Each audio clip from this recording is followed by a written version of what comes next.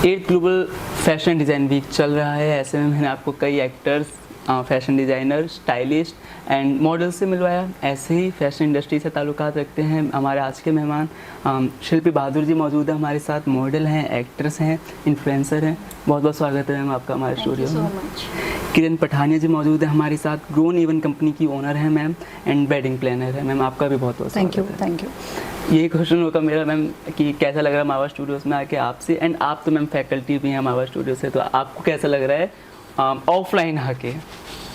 देखो विवेक, सबसे बड़ी बात तो ये thank you so much for taking this interview and all the best for you for your future also. यहाँ पे मैं तीसरी बार आ रही हूँ, थर्ड टाइम है मेरा। बहुत अच्छा लगता है जब भी आफ्टर में आप यहाँ एंटर करते हो मारवा स्टूडियो में, तो शुरू से लेकर वो, चूँकि यहाँ के जो ओनर हैं मारवा जी, संदीप मारवा जी, उनके जो संस्कार हैं वो यहाँ दिखते हैं, यहाँ के बच्चों में दिखते हैं। यहाँ का रिस्पेक्ट, हॉस्पिटैलिटी, हर फैकल्टी, हर डिपार्टमेंट यूनिक है। और जब मैं यहाँ आती हूँ, और ये चूँकि मैं मॉडलिंग और फैशन इंडस्ट्री से हूँ, तो बिल्कुल जब मुझे इनवाइट आता है तो मुझे लगता है कि एक बार ज़रूर जाके देखना चाहिए कि बच्चों ने क्या किया हुआ है। और नए नए ट्रेंड्स पता चलते हैं। रैम्प पे जब हम मॉडल्स को देखते हैं तो हम भी सीखते हैं, बहुत कुछ सीखते हैं, क्योंकि ऐसा नहीं है कि हमने सीख लिया, बहुत कुछ सीखते हैं। बहुत अच्छा लगता है यहाँ।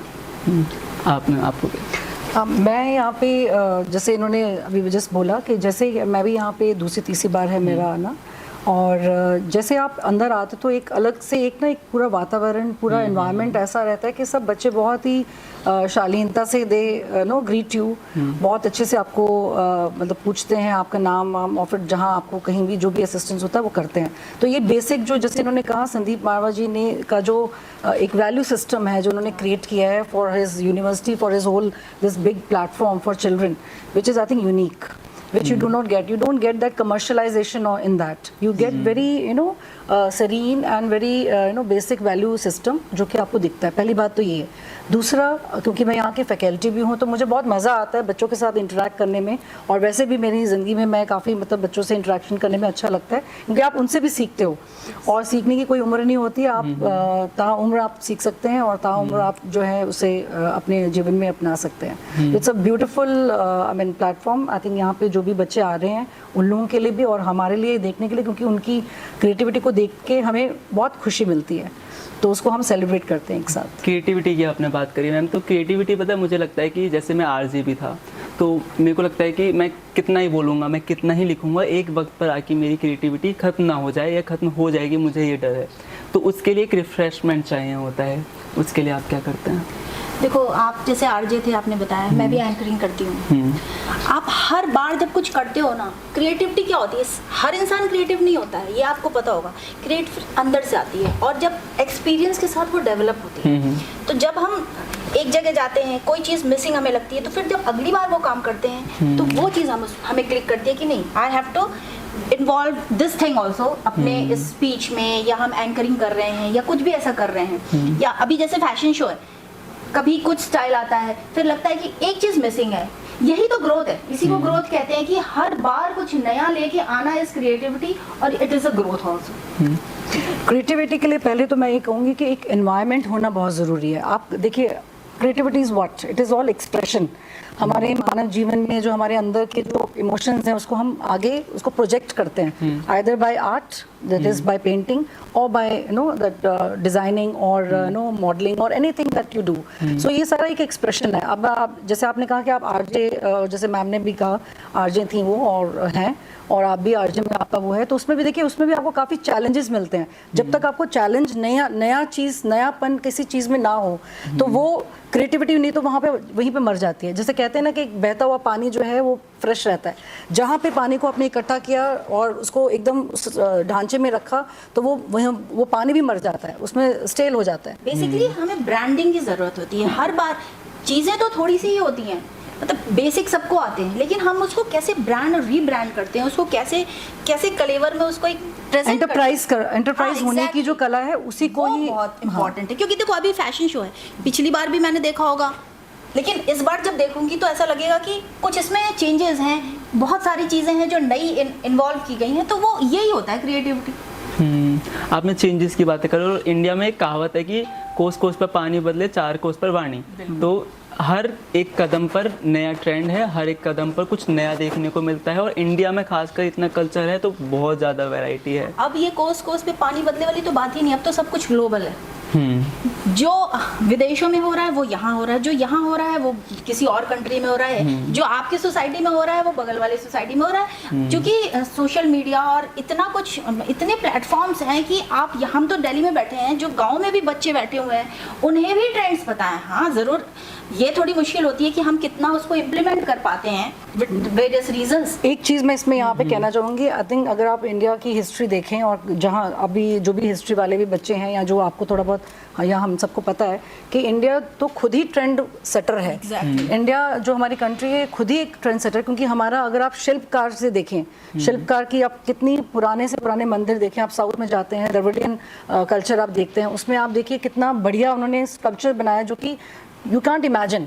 और वही चीज़ अब हम एक कुतुब मीनार है या कोई भी शासक ने बनाया, हम उसको कितना अप्रिशिएट करते हैं। तो यानी कि हमें, हमारा इंडिया में एक अच्छी बात यह है कि हमने हर एक शासकों का हमने उसको अपनाया है और अपना के उसको आगे बढ़ाया। यही जो है हमारी जो है एक, कह लीजिए ये हमारी एक वैल्यू है, यही हमारा एक, कह लीजिए एक पूंजी है और खजाना है हमारे लिए, जो कि जिससे कि हमारे बच्चे सीख रहे हैं, हम सीख रहे हैं, और हम इसीलिए वो कभी भी मरता नहीं। चाहे आप ग्लोबली कहीं भी जाइए, आप किसी भी कंट्री में चले जाए, आपको कहीं ना कहीं हमारे इंडिया की कहीं ना कहीं वो चीज़ें आपको दिखेंगी।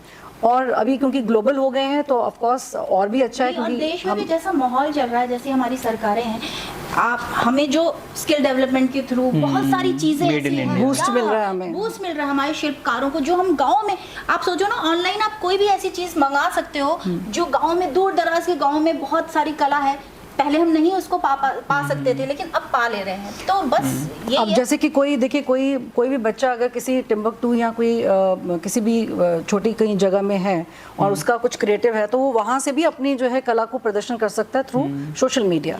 तो ये एक बहुत बड़ा एक, कह लीजिए, प्लेटफॉर्म है और क्रिएटिविटी को आगे बढ़ाने का सबसे बेस्ट तरीका है। मैं किसी आर्टिस्ट की भी बात करूँ तो क्रिएटिविटी सुन के ना आर्टिस्ट आ जाता है दिमाग में, कि आर्टिस्ट के लिए कुछ बाउंडेशंस होती हैं, उसके कुछ एथिक्स होते हैं। उन एथिक्स को ध्यान में रखकर अपना काम कैसे करें? देखो, एथिक्स तो वैसे भी किसी भी इंसान के लिए, चाहे वो आर्टिस्ट हो या कोई भी नॉर्मल आदमी भी हो, अगर आपकी लाइफ में एथिक्स और डिसिप्लिन नहीं होगा तो आप वैसे भी आगे नहीं बढ़ सकते। लेकिन ये जो फैशन इंडस्ट्री है, यहाँ पे अगर आप एथिक्स के साथ चलते हो, मुश्किल तो होती है, लेकिन जब आप, हर अगला कदम आपका बहुत मजबूती से पड़ता है अगर आप एथिक्स के साथ चलते हो, फिर आपको कोई पीछे नहीं खींच सकता है। अगर आपने एथिक्स को पीछे छोड़ दिया तो आप आगे तो जाओगे, लेकिन फिर आप रिबाउंड बैक कर जाओगे। देखिए, एथिक्स बहुत ये इस चीज़ में मैं ये कहना चाहूँगी, जैसे ह्यूमिलिटी, हम्बलनेस, ये जो हमारे देश का कल्चर भी है, और ये अगर हमारे किसी भी आर्टिस्ट या किसी में रहता है कि अगर वो अपने आप को ये ना समझ ले कि मैं बहुत बड़ा हो गया या आज मैंने बहुत कुछ अचीव कर लिया, क्योंकि क्रिएटिविटी कभी भी एक जगह जो है सीमित नहीं रह सकती है। उसको बढ़ने के लिए यू नीड, जैसे मैंने आपको पहले कहा कि आपकी emotions can be up and down. आप सब तरीके के इमोशन को आप एक्सप्रेस करते हो, अपनी क्रिएटिविटी को दिखाते हो, वो चाहे आपका पेंटिंग हो, चाहे आपका फैशन हो, या कोई भी या शिल्प हो, या कुछ भी हो, ठीक है। तो अगर आप उसको, अगर आप बाउंडेड करोगे तो वो चीज़ सही नहीं है, क्योंकि बॉन्ड रहने से आपकी क्रिएटिविटी मर जाती है। लेकिन विद ह्यूमिलिटी अगर आप अपना कोई भी किसी भी चीज़ को विद डिसिप्लिन, जैसे इन्होंने कहा, के साथ अगर हम कोई भी कला को आगे हम बढ़ाते हैं तो वो हमेशा ही उसमें परिपक्वता और बहुत ही आगे बढ़ने की रहती है। मैम, अगर एज ए इन्फ्लुएंसर मैं बात करूँ, क्योंकि मैं भी इन्फ्लुएंसर हूँ मैम, मेरे रीच जाते हैं अच्छे खासे, पर क्या होता है कि जब रीच जाता है तो अच्छे खासी खुशी होती है आपको भी, पर कुछ जब कमेंट्स होते हैं तो वो देखकर कहीं ना कहीं इंसान टूट जाता है। उसके बाद कुछ केसेस भी ऐसे आते हैं कि ऐसा हो गया, इस बच्चे ने ये कर लिया, उस इंसान ने ये कर लिया। तो इस प्रेशर को कोई भी आर्टिस्ट या कोई भी ऐसा व्यक्ति जो किसी इस इंडस्ट्री से ताल्लुकात रखता है, वो कैसे फेस करे? देखो, सबसे पहली बात तो ये है कि कमेंट या ट्रोलिंग उसी की होगी जो कुछ कर रहा होगा। जो घर में बैठा है, कुछ नहीं कर रहा है, उसको कौन ध्यान देता है? तो अगर आपके ऊपर कोई ध्यान दे रहा है, ये तो दुनिया है, आपके बारे में 100 अच्छी बातें होंगी तो 50 बुरी बातें होंगी। तो जो 100 अच्छी बातें हैं वो आपको खुश करने के लिए और आगे बढ़ाने के लिए काफ़ी हैं। 50 जो बुरी बातें हैं वो पीछे खींचने के लिए इतना उसमें दम नहीं है, क्योंकि, और सबसे बड़ी बात है, आपको जो ट्रोल कर रहा है वो आपको देख रहा है, आपके ऊपर ध्यान दे रहा है, यू आर डूइंग समथिंग। बस इसमें खुश रहो कि आई एम डूइंग, कुछ तो ऐसा कर रहा हूँ जो दूसरों का ध्यान जा रहा है, चाहे वो मेरे दुश्मन हो या मेरे लिए अच्छा नहीं फील कर रहे हैं, लेकिन दे आर वॉचिंग। सो जैसे कहते हैं ना कि जो खींचने वाला है वो तो खुद नीचे है, आप ऊपर है तभी तो वो आपको खींच रहा है। तो ये जो एक जो भी मुहावरा कह लीजिए, जो तर्क बना हुआ है, ये इससे आप खुद रेजोनेट कर सकते हैं। क्योंकि देखिए, अगर आप अपनी लाइफ में बैलेंस हो, मेरे को लगता है कि अगर हम अपने आप लाइफ में बैलेंस हो तो उसमें हम चाहे जब हम शिखर में भी हों और जब हमारे ट्रबल चल रहा हो हमारी लाइफ में, बहुत ही कुछ यहाँ वहाँ तहस नहस हो रहा हो, तो उसको भी हम बैलेंस करके उसको हम अपना जीवन जो है हम अपना बेस्ट बना सकते हैं। जैसे कि आपको पता है प्रकृति में अगर बैलेंस होगा तो प्रकृति आपको अच्छे अच्छे फल भी देगी, लेकिन अगर बैलेंस नहीं होगा तो सुनामी जैसी बड़ी बड़ी विपदाएं भी आएंगी। तो इसलिए हमें प्रकृति से भी सीखना चाहिए कि हमें हर एक स्थिति में बैलेंस होकर रहना चाहिए। ना कुछ अच्छा हो तो उसको एकदम सर पे चढ़ा लें या चने की झाड़ पे चढ़ जाएं, और अगर बहुत बुरा हो तो एकदम हम अपने अंदर सब कुछ जाएं, ऐसा नहीं होना चाहिए। बैलेंस जिंदगी सबसे बेस्ट रहती है। चलिए मैम, जाने का वक्त है, जाते जाते आप दोनों कुछ मैसेज देना चाहें? देखो, सबसे पहले तो मैं ये मैसेज देना चाहूँगी, एक तो आपको, यहाँ के स्टूडेंट्स को मेरी तरफ से बहुत सारी बेस्ट विशेस, क्योंकि ये एक इंस्टीट्यूट ऐसा है जिस दिल्ली एनसीआर में तो ये स्टार्ट हुआ, लेकिन आज पूरे देश में इसका नाम है। तो ये बच्चे जो संस्कार लेके यहाँ से निकल रहे हैं वो देश और दुनिया में नाम कर रहे हैं, ये मुझे पता है। तो बस ऐसे ही बने रहिए, ऐसे ही तरक्की कीजिए। All the best. सेम मैं वही कहना चाहूँगी, क्योंकि देखिए ये दिल्ली और यूपी में है। पहले तो बात तो ये कि नोएडा में है, यूपी में है, तो यूपी जो है बहुत बड़ा क्षेत्रफल है, और यूपी से सटे हुए बहुत सारे राज्य ऐसे हैं जहाँ पे कि हमारे गांव, विलेज, जो कि हमारा बेसिक कहते हैं कि इंडिया जो है गांव प्रदेश देश है, तो एग्रीकल्चर देश है। तो उससे जो भी बच्चे जहाँ से भी आ रहे हैं उनके लिए सबसे बहुत बढ़िया अच्छा प्लेटफॉर्म है। बच्चों को सीखने को मिलता है, अपनी क्रिएटिविटी को आगे बढ़ाने का मौका मिलता है, और साथ में साथ नए ट्रेंड्स क्या आ रहे हैं उसको भी देखने का उनको मौका मिलता है, और लोगों से मिलने का मौका मिलता है। तो ऐसे फेस्टिवल्स तो होने चाहिए और बार बार होने चाहिए, क्योंकि इससे आप सबको जो है एक अच्छा प्लेटफॉर्म मिलता है। चलिए, बहुत बहुत शुक्रिया मैम आपका। तो आगे मैं आपको और भी मेहमानों से मिलवाऊंगा, जब तक देखते रहिए आप 24/7 नोएडा।